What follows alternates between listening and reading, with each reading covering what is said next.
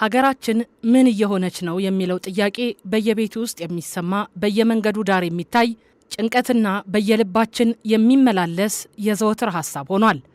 ሐቅ ነው። ብዙዎቻችን ነገን በስጋት ዛሬን ደግሞ በድካም መንፈስ ውስጥ እያሳለፍን እንደሆነ ግልጽም ነው። የኑሮ ውድነቱ ጫና፣ የሰላም እጥረት፣ ሰቀቀንና የፍትህ ጥማት በዜጎች መንፈስ ላይ የመሰላቸትና የተስፋ መቁረጥ ደመና እንዲያጠላ አድርጓል። ነገር ግን በዚህ ትካዜ ውስጥ ሆነንም ቢሆን አንድ ጥያቄ መጠየቅ የለውጥ መጀመሪያ ነው። ለመሆኑ የምንፈልጋት ሀገርስ እንዴት ያለች ናት የሚል የምንመኛት ሀገር ዜጎች በገዛ ሀገራቸው እንደ እንግዳ ሳይሆን እንደ ባለቤት በነጻነት የሚንቀሳቀሱባት፣ ሰርተው የሚከብሩባትና ሕግ ከሁሉ በላይ የሆነባት ኢትዮጵያን ነው። ወጣቱ ተስፋ ቆርጦ ወደ ባዕድ ምድር የሚሰደድባት ሳይሆን በሀገሩ ሰርቶ የሚለወጥባት፣ ፍትህ በገንዘብና በጉልበት የማይገዛበት፣ ሰላምም እንደ አየር በነጻ የሚተነፈስበት ሀገርን ነው። ይህች ሀገር ግን በምኞት ብቻ አትመጣም። ይህችን ሀገር እውን ለማድረግ ከመሰላቸት አዙሪት ወጥቶ ወደ ተግባር መሻገርን ይጠይቃል። በሀገራችን ኢትዮጵያ ሰማይ ስር የሚታይ አንድ ግዙፍ እውነት አለ። እሱም መሰላቸት ነው።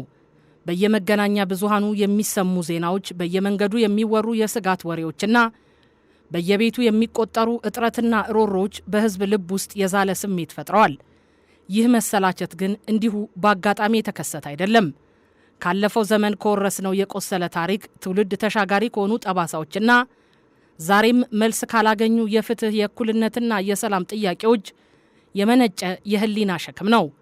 ዜጎች መቼ ነው የሚያበቃው የሚል የሰለቸ ጥያቄን ደጋግመው እያነሱ ነው።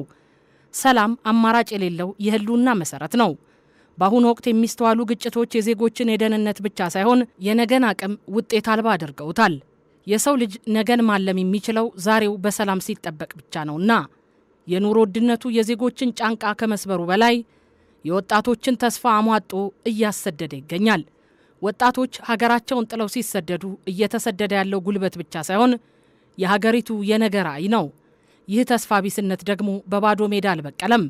ሕግ ሲጣስ፣ ፍትህ ሲጓደልና በየመንግስት ተቋማት ላይ ያለው እምነት በአድሎና በሙስና ምክንያት ሲላላ የሚፈጠር የታመቀ ስሜት እንጂ መንግስት የዜጎችን የደህንነት የፍትህና የኢኮኖሚ ጥያቄዎች የመመለስ ቀዳሚ የታሪክና የሕግ ኃላፊነት አለበት። የምንፈልጋት ኢትዮጵያ በአንድ ጀንበር እንደማትገነባ ሁሉ ግንባታው እንዲጀመር የዜጎች እምነት መጠገን አለበት።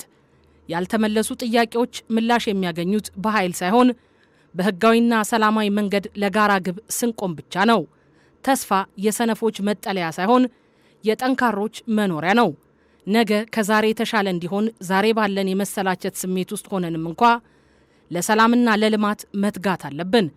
አሁን ታሪካችን ቆስሏል፣ ጥያቄዎቻችን ገና አልተመለሱም። ነገር ግን መፍትሄው እጅ መስጠት አይደለም። መሰላቸታችንን ወደ ብርታት፣ ስብራታችንን ወደ ጥንካሬ የምንቀይርበት ጊዜ አሁን ነው። ትናንት የዘራነው ጥላቻ ዛሬ እሾህ ሆኖ ወግቶናል። ጥያቄዎቻችንም ገና አልተመለሱም። የፍትህ ጥያቄ፣ የምግብ ጥያቄ፣ የማንነትና የክብር ጥያቄዎች አሁንም በየደጃፋችን ላይ መልስ ፍለጋ እንደቆሙ ናቸው። ነገር ግን አሁን ላይ ሊታወቅ የሚገባ ትልቅ እውነት አለ። የታሪክ ቁስልና ያልተመለሱ ጥያቄዎች እጅ ለመስጠት በቂ ምክንያት አይደሉም። ታሪካችን ለምን ቆሰለ ብለን ስንጠይቅ መልሱ ግልጽ ነው። ካለፈው ዘመን ስህተት ከመማር ይልቅ ስህተቱን ደግመን ስለኖር ነው። ቁስላችንን በይቅርታ ከመጠገን ይልቅ በቂም ስለከለልነው ነው። ይህ የቆሰለ ታሪክ ለደረሰብን የመሰላቸት ደዌ ዋነኛ ምክንያት ነው። መቼ ነው ሰላም የሚሆነው? መቼ ነው ሀገሬ የምታርፈው? የሚሉ ጥያቄዎች የአብዛኛው ኢትዮጵያዊ የልብ ትርታ ሆነዋል። ይህ መሰላቸት ግን አደገኛ ወጥመድ አለው። መሰላቸት ወደ ተስፋ መቁረጥ፣ ተስፋ መቁረጥ ደግሞ ወደ እጅ መስጠት ያመራል። እጅ መስጠት ማለት ግን ችግሩ እንዲቀጥል መፍቀድ እንጂ መፍትሄ ማምጣት አይደለም። ያልተመለሱ ጥያቄዎች በዝምታ አይመለሱም። የቆሰለ ታሪክም በቁጭት አይፈወስም። መፍትሄ ያለው ቁስሉን በግልጽ ተነጋግረን ተፈዋውሰን ስንዘልቀው ብቻ ነው። መሸፋፈን ሌላ መግል ያመጣል እንጂ ፈውስ አይሆንም። ጥያቄዎቻችን ካልተመለሱ የጠየቅንበት መንገድ አሊያም የጠየቅነው አካል ችግር ሊኖርበት ይችላል። እጅ ከመስጠት ይልቅ አዳዲስና ሰላማዊ መንገዶችን መፈለግ ብልህነት ነው። የገጠመን መሰላቸት የጋራ ራዕይ ከማጣት የመጣም ነው።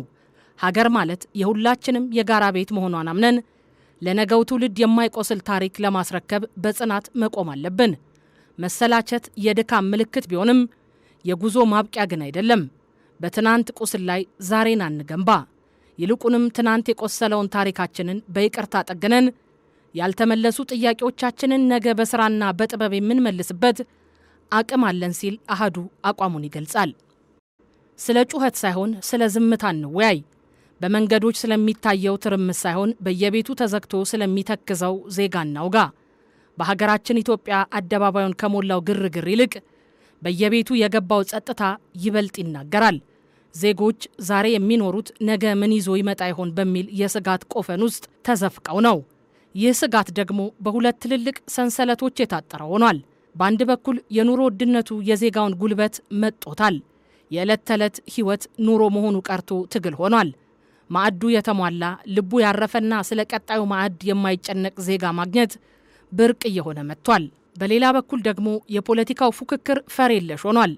እኔ በልጥ እኔ ልታዘዝ የሚለው የልሂቃን ሽኩቻ ህዝቡን ታዛቢና ተስፋ አስቆራጭ አድርጎታል። ፖለቲካው ለዜጋው ሕይወት ትርጉም ከመስጠት ይልቅ ተስፋን የሚበላ አዙሪት ሆኗል።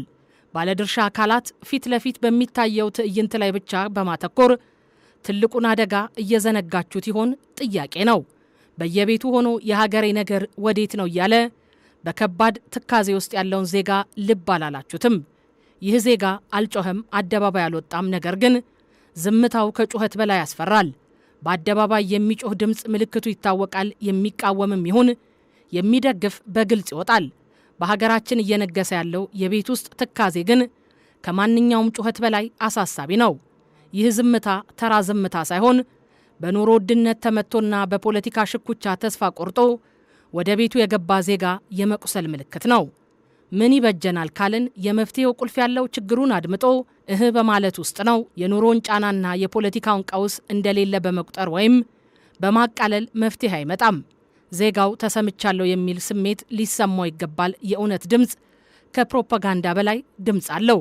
የፖለቲካ ልሂቃን እኔ ልታይ ከሚል ፉክክር ወጥተው ሀገር ትኑር ወደሚል ብሔራዊ ስምምነት ካልመጡ ህዝቡን ከዚህ ስሜት ማውጣት አይቻላቸውም።